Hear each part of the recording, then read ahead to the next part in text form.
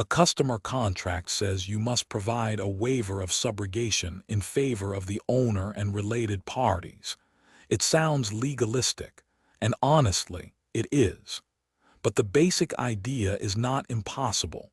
It is about who the insurer may try to recover money from after a claim. Goal: understand what subrogation generally means, what a waiver may change, and why contracts often ask for it. Subrogation is often about recovery after payment.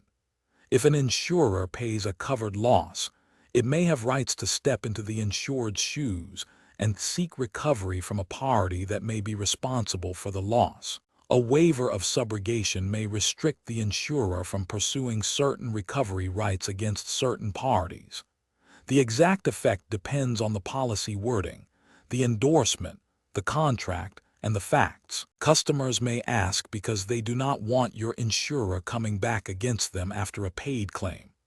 It can be part of risk transfer, project coordination, lease wording, vendor onboarding, or lender and landlord requirements. Waiver of subrogation is not the same as additional insured status. Additional insured wording may give another party certain insured status under your policy. Waiver of subrogation is about recovery rights after a claim. They solve different contract problems. A waiver may need policy wording or an endorsement.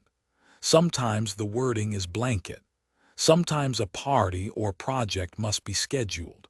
A certificate note may not be enough if the contract requires an actual waiver endorsement. A contract can ask for a waiver, but that does not mean every insurer will provide it in every situation.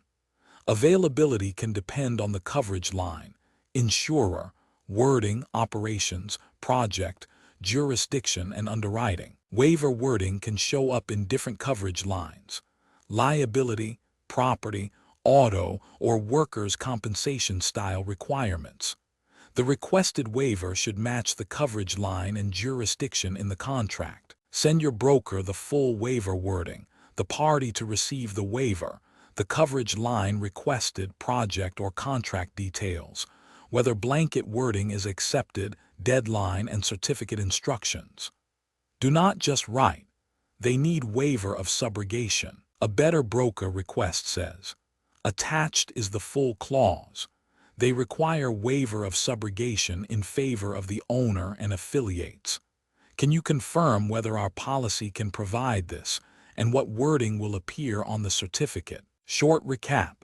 Subrogation is often about recovery rights after payment. A waiver may restrict recovery against certain parties, and broker review is needed before promising compliance.